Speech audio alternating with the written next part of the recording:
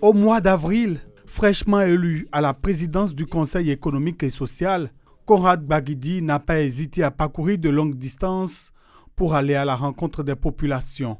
Une démarche remarquable qui témoigne d'un engagement de proximité et dont l'importance stratégique s'est rapidement imposée.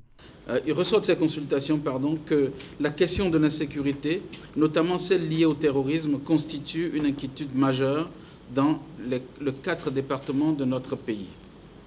Face à cette réalité, il est impératif que les conseillers soient pleinement informés des actions stratégiques entreprises par les structures de l'État en matière de sécurité. Quelle est la nature réelle de cette menace persistante qui compromet la sécurité des citoyens? À cette interrogation, le colonel Faïzou Gomina, chef d'état-major de la garde nationale, a apporté des réponses précises.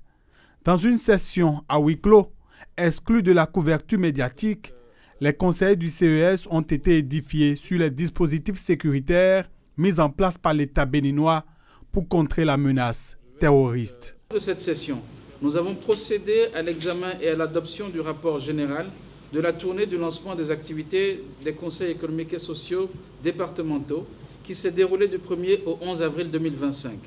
Comme vous le savez, cette mission nous a permis de nous assurer l'installation effective des CES départementaux et d'examiner avec eux les sujets de préoccupation fondamentale des communautés et le rôle que peut jouer notre institution dans leur résolution.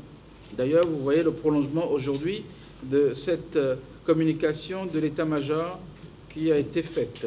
Ouverte le 29 avril, cette 3e session extraordinaire du Conseil économique et social s'achève par l'installation officielle des commissions permanentes, marquant ainsi une nouvelle étape dans le fonctionnement de l'institution.